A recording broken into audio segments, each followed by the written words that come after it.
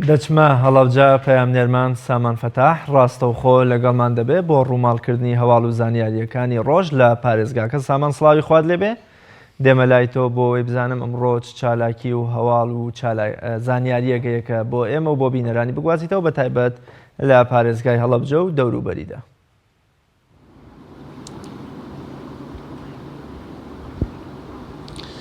کاکژێ سڵاوی خوای گەورەتان لەبێ. دیارە ماوەی مانگێکە بەڕێبەراتی خۆپاراستنی تەندروستی هەڵمەتی کوتانی دژە ڤایرۆسیان بەڕێوە بردووە کە دیارە زیاتر لە 1000 دانە لە ڤاکسین گەشتووەتە بەڕێبەراتی خۆپاراستنی تەندروستی هەڵەبجە بۆ ئەوەی کە بەکاربێنرێ بۆ هاوڵاتیان بە شێوەیەکی گشتی. بەڵام سوودمەندی یەکەم بۆ بەکارهێنانی ئەم دەرزی ئەوانەی کە ئەم دەرزیە بەکاردێنن بەرکەوتوانی چەکی کیمیابارانی هەڵەبجەن کە ئەوان بەرگری لەشیان لاوااسترە، بۆیە ئەم دەرزی و ڤاکسینە بەکارهێنرێت بۆ ئەوەی کە تووشی ئەنفلۆنزا و تووشی هیچ بەتایەک نەبن کە ئەو بابەتانە و نەخۆشیانی کە لە ئێستادا لە ناوچەکە لە ئارادایە. من بۆ لە بەڕێوەبەراتی خۆپاراستنی تەندروستیم لەگەڵ بەڕێوبەری خۆپاراستنەکە قسەکەم بۆ ئەوەی کە زانیاری زیاترم بداتێ لەبارەی هەڵمەتەکەەوە. کاکەکرم عەزیز نەبێنە ئێرەوە، سپاس بەەوە دەرفەتە لە کەیەوە دەستان کردووە بە مەڵمەتە و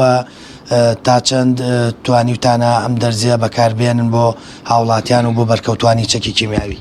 سەرەتا بەناویخوا بەیانی هەموو لای باش.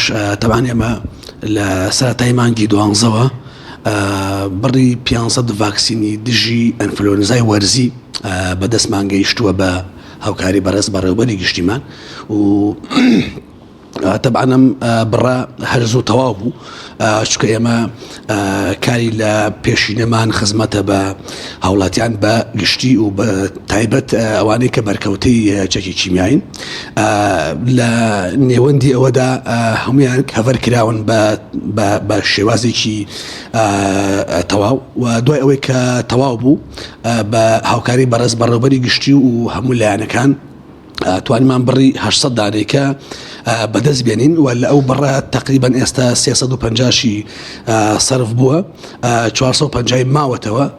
ئێمە بەدەل لەوەی کە بەرکەوتووان کەڤەرکراون، ئێمە بۆ هاوڵاتیانی کەش ئاساییە ئەم ڤاکسینە مەناعەیەکی زۆر باشە بۆ ئەوانەی کە مەناعی ئەشیان لاوازە و لە هەمان کاتا بۆ مناڵی سەر و تەمەن 6 مانگ هەتا 75 ساڵ تا بۆ منە سەر و هینیش. بەڵام مەفروزە بۆ ئەو کەسانی کە تەمەنیان بە ساڵا چووە بەکاری بهێنن و ئەوانەی کە بەرگری ئەشیان لاوازە یان کێشەی سیەکانیان هەیە. ئەگەر پێم بڵێ ئەم هەڵمەتە بە تایبەت ئەم ڤاکسینە بۆ چ پەتا و نەخۆشیەک زیاتر بەکارهێنرێەوە بەرکەوتوانی چەکی کیمیایی و هاوڵاتیان ئەپارێزت لەو نەخۆشیانە؟ تەبعاً ئەم ڤاکسینە وەک ئەوەی کە دیارە جیهانیە بەرگریەکی زۆر باشە بۆ ئەو کەسانی کە بەرگری لەشیان لاوازە و بۆ هەموو جۆرە ئەنفلۆنزایەک ئەبێت. و دوای ئەوەش ئێمە حاڵەتمان تۆمار کرا بوو کە ئەنفلۆنزای وەرزی بەڵام بە شێوازێکی سەخت، بۆیە ئێمە دووبارەڵێن لە لای خۆمانەوە سپاسی بەڕێز بەڕێوەبەری گشتیەکەین کە عیلاجی تامیفلو کەپسولی بۆ دابینکردنی کە هەر پارچەیەک هەر یەک شیتی دا کەپسولی بڕی کڕینەکەی بە 35,000 بووە، بۆیە ئەوە بودجەیەکی زۆرە. بەڵام ئێمە هەشتێکمان پێ بکرێ بۆ پاراستنی تەندروستی سامان فەتاح تاکەی بەردەوامە بن ئەم هەڵمەتە تاکەی بەڕێست و بۆ زانیاریەکان.